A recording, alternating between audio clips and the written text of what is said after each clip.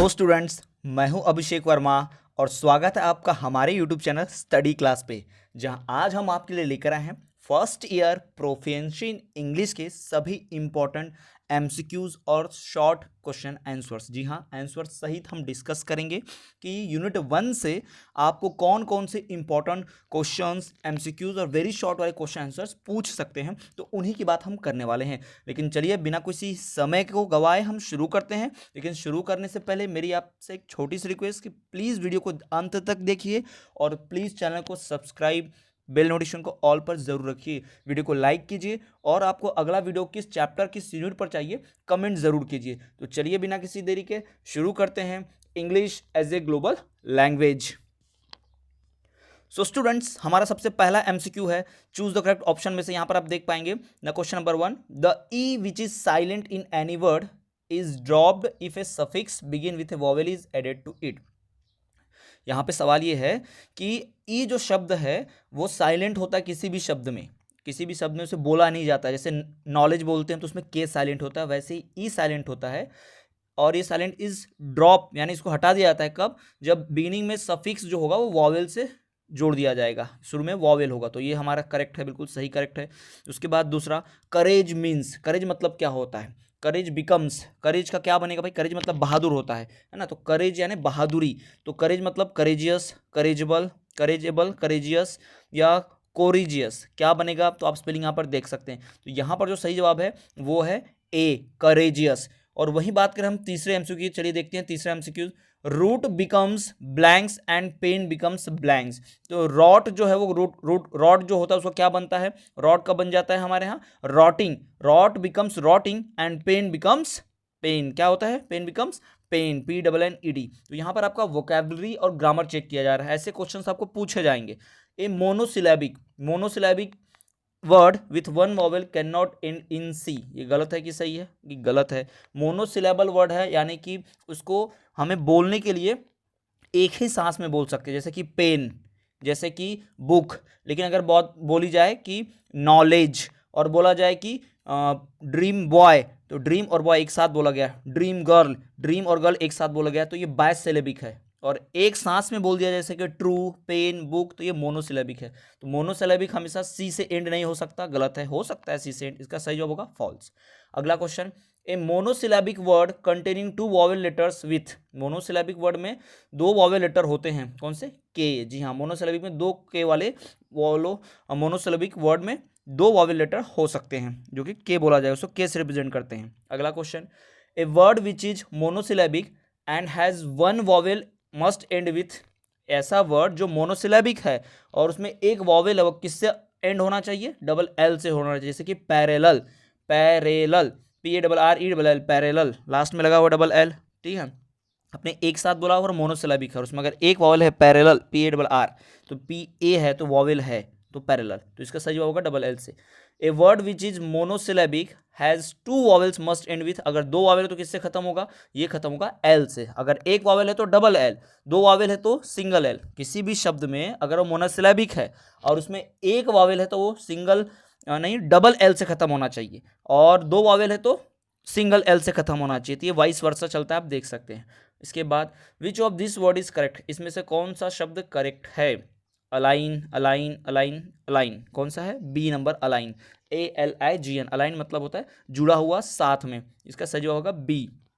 Question number 9, choose the correct statement. इसमें से सही स्टेटमेंट आपको चुनना है। इसमें से सही स्टेटमेंट होगा, I asked him weather he was living. I asked him weather he was living. I asked him if he was living, नहीं, इफ के साथ ही तो नहीं जमेगा, या ना। तो ये आप अगर नाउन आपको पता होगा, अगर आप नरेशन जाते होंगे, speech, direct speech, indirect speech, तो आप ये पूरा बना सकते हैं। तो आपको नरेशन पढ़ना होगा। अगर आप नरेशन चाहते हैं तो हमारे चैनल पे वीडियो मिलेगी आपको, प्लेलिस्ट चेक कीजिए, बेसिक ग्रामर में आपको वीडियो मिल जाएगा।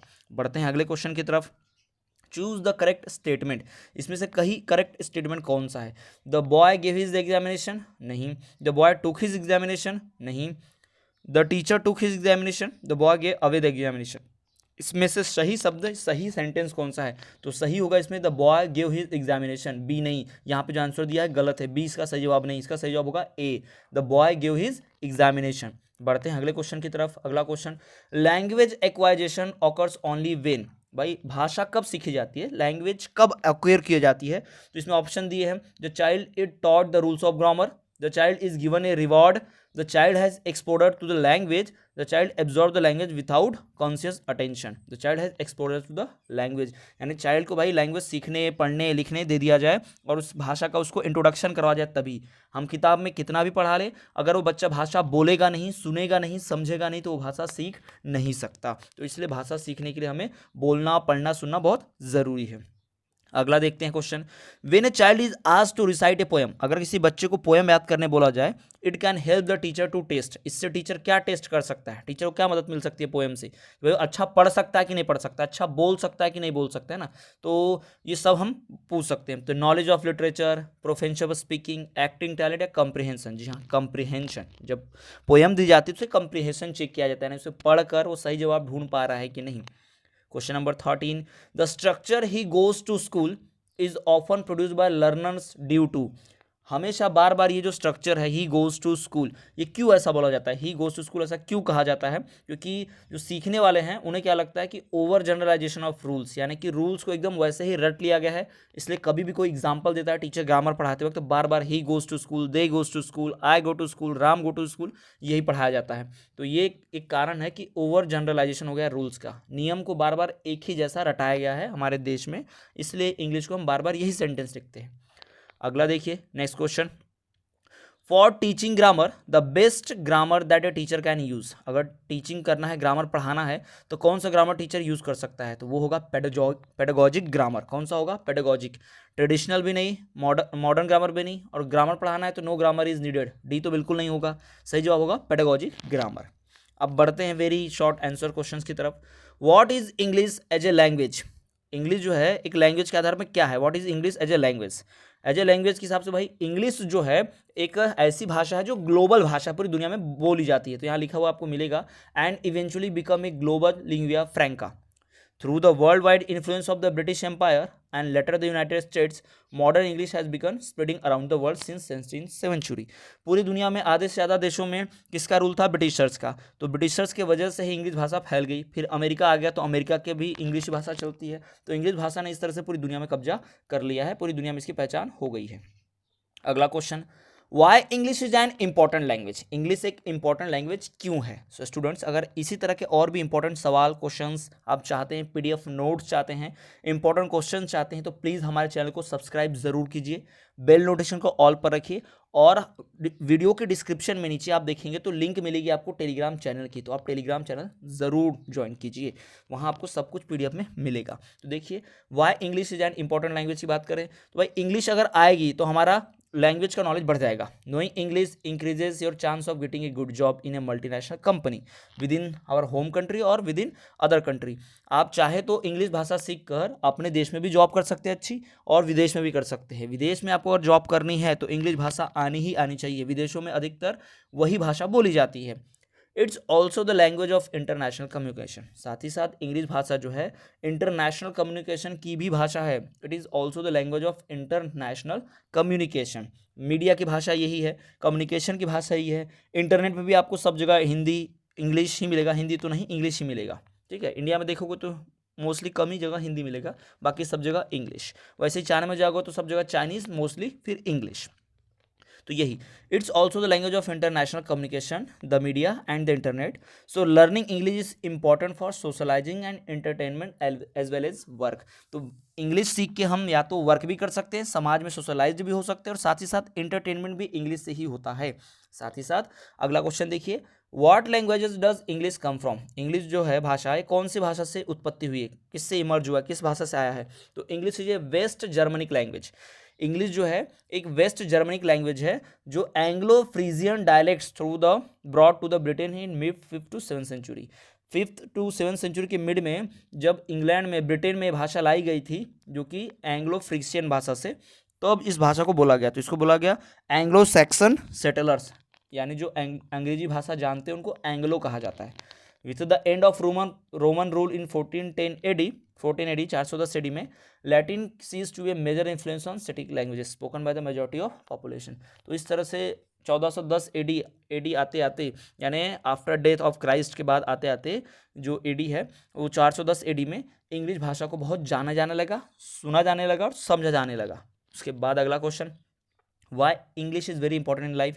भाई इंग्लिश नहीं होगी तो आपको जॉब नहीं मिलेगी, इंग्लिश नहीं होगी तो आप वर्ल्ड वाइड कॉन्टैक्ट नहीं कर पाएंगे, तो इंग्लिश बहुत ज़रूरी है। और इंग्लिश जो है बहुत इंटरेस्टिंग भाषा है जो हमें समाज में सोशलाइज्ड होने के लिए बहुत इंपॉर्टेंट है। Speaking English allows you to actually broaden your world from job opportunities, यानी आप रोजगार के मौके, आपको ज़्यादा जॉब मिल सकती है। अगर इंग्लिश आएगा तो इंटरव्यू फट से पास कर लेंगे तो आपको फट से जॉब मिल जाएंगी। इसलिए आप देखोगे स्कूलों में, कॉलेजेस में, सभी जगह इंग्लिश की बहुत वैल्यू है, लोग इंग्लिश स्पीकिंग कोर्स का क्लास भी लगाते हैं।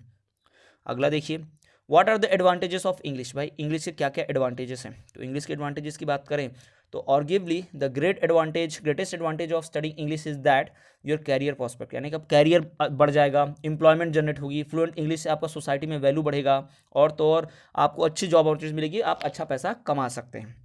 अब इंग्लिश भाषा का यूज़ क्या है, इंग्लिश लैंग्वेज का, तो जो हर भाषा का यूज़ होता है वही इंग्लिश भाषा का भी यूज़ होगा, कि इंग्लिश भाषा जो है, इंग्लिश लैंग्वेज जो है, it helps to express our views, to our emotions, our feelings, our thoughts.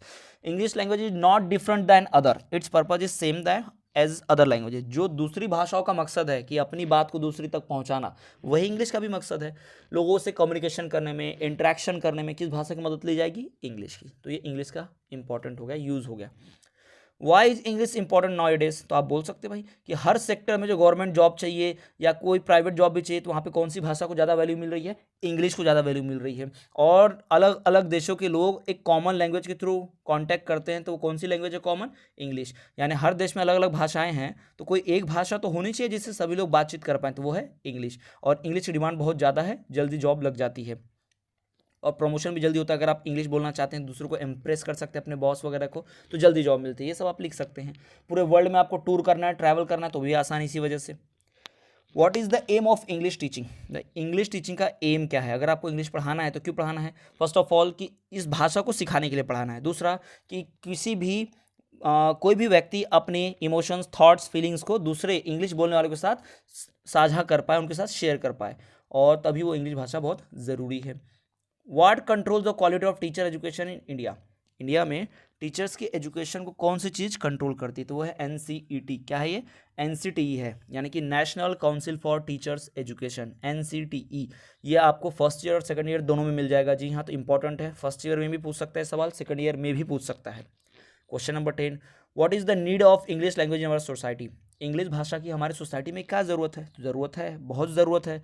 अगर इंग्लिश भाषा नहीं होगी तो फिर हम अपने सोसाइटी में वर्क कैसे करेंगे, समाज में अपने थॉट्स को, अपनी बातों को कैसे पहुंचा पाएंगे, और लोगों को इंग्लिश सिखा कैसे पाएंगे, और बाकी जो स्टूडेंट्स हैं, बच्चे हैं, वो इंग्लिश कैसे सीखेंगे। तो ये हो गए हमारे सबसे important very short question answers. साथ ही साथ यहाँ पे हमने जो इंपॉर्टेंट ऑब्जेक्टिव्स की बात की, उनकी बात भी हो गई यहाँ पर। तो ये सारे इंपॉर्टेंट क्वेश्चन MCQ जो है आपके लिए DLED की इस परीक्षा में बहुत इंपॉर्टेंट है। तो स्टूडेंट्स, इसी तरह के और भी वीडियो लेक्चर्स और भी आप न्यूज़ या आप नोट्स चाहते हैं तो आपको हमारे चैनल को सब्सक्राइब करना होगा। सब्सक्राइब कीजिए स्टडी क्लास को, बेल नोटिफिकेशन को ऑल पर रखिए, और लाइक और कमेंट तो ज़रूर कीजिए। साथ ही साथ अपने दोस्तों के साथ शेयर कीजिए। आप डिस्क्रिप्शन में लिंक फॉलो कर सकते हैं, देखेंगे कि हमारा इंस्टाग्राम हैंडल है, फेसबुक हैंडल है, आप हमें फेसबुक और इंस्टाग्राम दोनों जगह फॉलो कर सकते हैं। तो मिलते हैं आपसे अगले वीडियो में, तब तक के लिए देखते रहिए स्टडी क्लास।